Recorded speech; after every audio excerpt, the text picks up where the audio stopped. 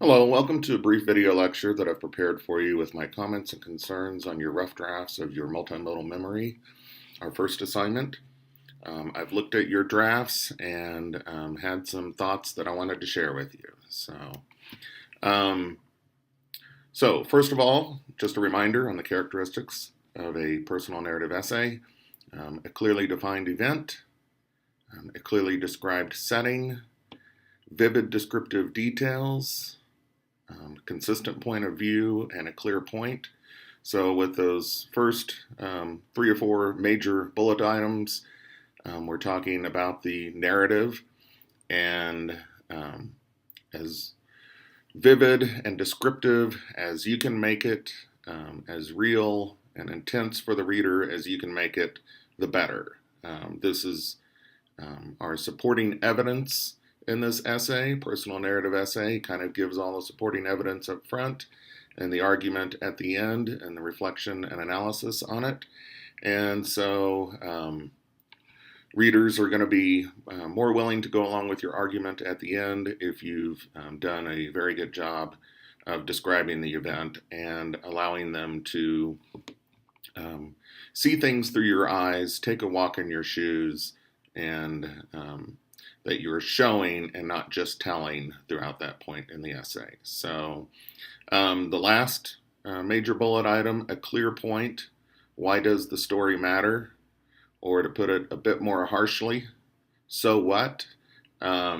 This is critical. So I think we're at that point where we're starting to work on that. I noticed in looking at people's drafts that people kind of took an initial stab at it, but we're going to need to go back and work on that some more. And let me move on and talk about a few other comments. Okay, so in terms of the narrative, I had thought about maybe pulling up some of your essays and talking about them on screen, but we're going to be talking in conference next week, so I thought maybe it was more effective just to stick with some slides here. And so strategies for intros and conclusions, we've talked about several of these in medias res, beginning in the middle of things. So kind of coupled with what we're seeing at the end, throat clearing and warm up, that in some of your essays, I felt like maybe you're starting too far back. And, remember that you're trying to appeal to your reader, to your audience, and remember that I have to read your essays from start to finish. But what you really need to think about are the readers who don't have to read your essay from start to finish. So how are you going to hook them and get them involved early and get them to start turning pages in your essay? So have a critical eye, maybe show it to someone else, read the first page. Do you care? Do you want to go on? What really stands out? And so, again, back to my last bullet item here, throat clearing and warming up, that sometimes we need to look 2 or 3 or more paragraphs down into the essay and think, would this make a better starting point for the essay? And just chop off everything that came before. So I know with a lot of people trying to come up with a 4 to 5 page essay, you're thinking, oh no, I'm having a hard enough time just coming up with enough to fill the page requirements. Don't ask me to dump any of my text. But I do want to say that that throat clearing, that warm up in your writing, it's not worthless at this point, that it enabled you to get to the point where you are in this essay. And so I've mentioned Peter Elbow before in this class, the guy who coined the term free writing, that in terms of throat clearing and warming up, and even in the middle of the essay, being harsh and editing things out, that it hasn't been wasted. And in fact, it's been very valuable. And as Elbow says, there's more where that came from. So you've got it inside you to create more text if you need it. And, always think about the reader who could, at a moment's notice, just kind of decide to stop reading and go off and do something else. So try to keep them involved as much as possible. So we mentioned mise-en-scène, filling the scene. We mentioned the framing device, something that comes at the beginning of the essay and then is somehow returned to at the end of the essay. Kind of a takeoff on that, I call a touchstone device, something that you mentioned at the beginning of the essay and maybe mentioned 2 or 3 times throughout the essay, and then it comes back at the end. And we talked about quotes and an epigraph.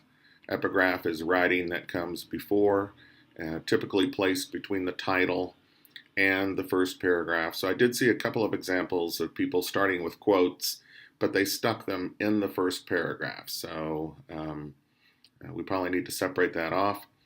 Use of questions, oftentimes very effective. I think a reader, when presented with a question, they feel sort of a compulsion to answer it or to read on to find out what the answer is. One that we hadn't talked about was moving the conclusion to the introduction. So I don't know how well it would work in this particular essay, but oftentimes, I've done these little schematics of an essay on the board in class, and I tend to do the introduction as an upside down triangle and the conclusion as a right side up triangle.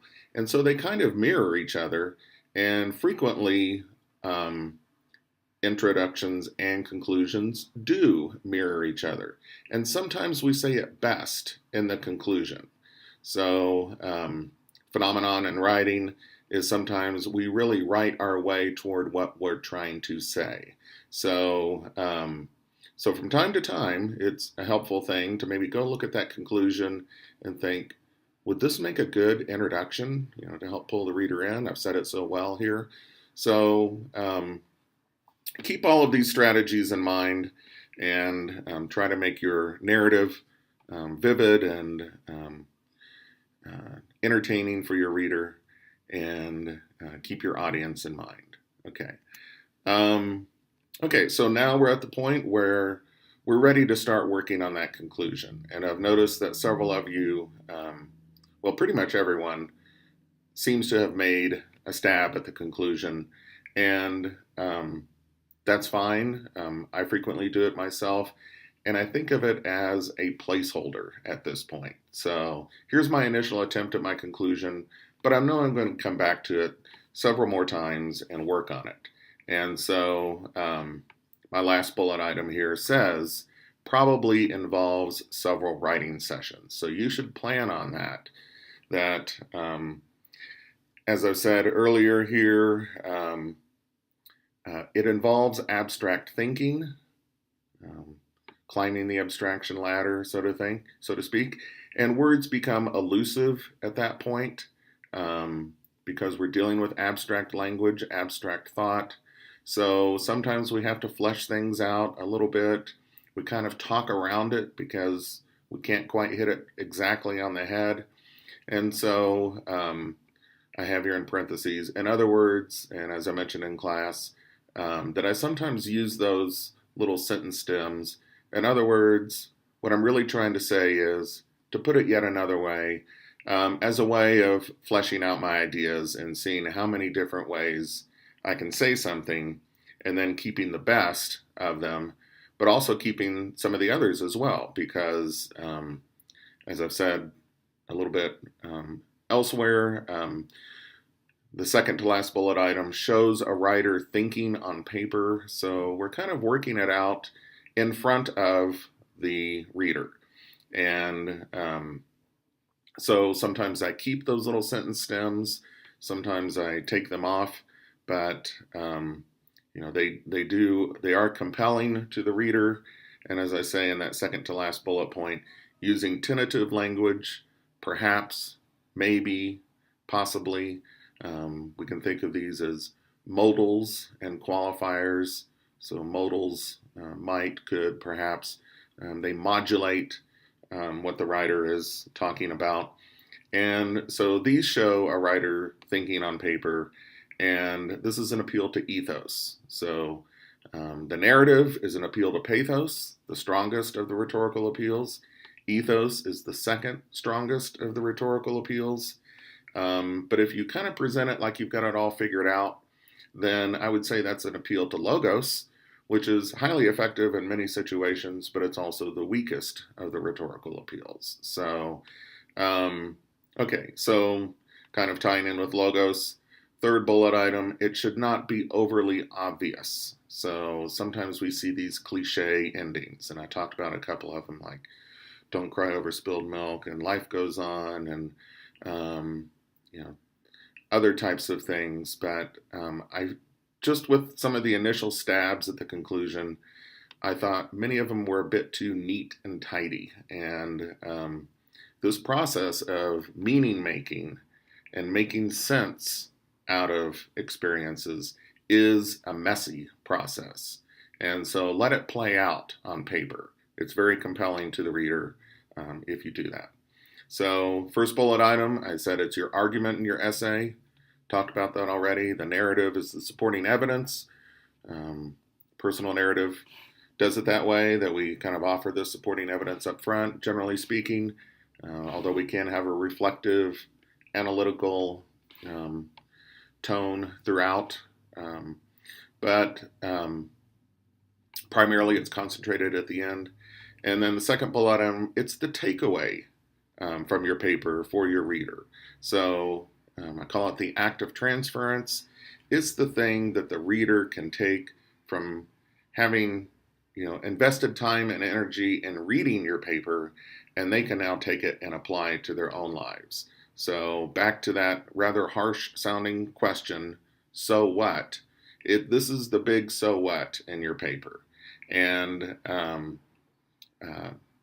also, in terms of conclusions, I oftentimes tell writers that, by the time you get to conclusion, you've made a significant investment in time and energy in getting to this point. So make your conclusion worthy of your overall paper. Also, in keeping your readers in mind, they have now made a significant investment in time and effort in your paper. So make it worthwhile for them too. Otherwise, they're just going to, toss your paper in the air and say, man, I can't get that, 20 minutes of my life back now. So make it valuable to your readers. Okay, so work on that. I think what I've got is next steps in the process. We're conferencing next week. We will not have in-class meetings. So be sure you sign up for a conference. If you don't sign up for a conference, or if you miss a conference, you will incur 2 absences, because that's how many classes, in-class meetings, are being canceled in order to have these conferences. So I'm asking you to continue working on your essay and bring what we can think of as an intermediate draft to your conference. Work on this conclusion, the reflection, the significance, the interpretation and analysis. In Bloom's taxonomy of intellectual development, interpretation and analysis are very close to the top. And most 18 to 22-year-olds are in this critical point in their cognitive development, intellectual development, of seeing things less as black and white, yes and no, love and hate, and starting to see more of the finer and finer points in between, what I like to call the muddled middle, the gray areas, and working through those. So I'm kind of pushing you right at this point in your intellectual development, and it's going to take several writing sessions. I think, as I said on my previous slide, last bullet item, turn it over to your subconscious from time to time. So I will sit down, maybe use half an hour working on it, and I'm not completely satisfied with it, and then I'll go off and do something else. And what happens is we have cycling thoughts that we've been dealing with it, and so we're kind of done with it, and so it, drops down below the surface of our consciousness, and we're doing something else, and all of a sudden we find ourselves thinking about it again. So it has resurfaced. And so you might be off doing something else and you think, oh, I need to say something about this here, or this would be a good statement to make or something. So um, this is a back and forth process over and over, and allow yourself time to engage in that process. And don't think you're just going to sit down and write it in 10 minutes. So, also work on making this a multimodal document at this point. So I saw a variety of things. We're mainly concerned about the text at this point. Now we're ready to start, as we work toward a intermediate draft and a final draft, working on the multimodal aspects. So I saw some drafts that were just text. I also saw some drafts where people are starting to put in images. I also saw drafts where there was like a cluster of images, either at the very beginning or at the very end. And I'm guessing that people kind of stuck those in there like that because they wanted to show me that these would be images that they plan on using, but they haven't quite placed them in the document yet. So they should be placed throughout, and we need to weave them into the text.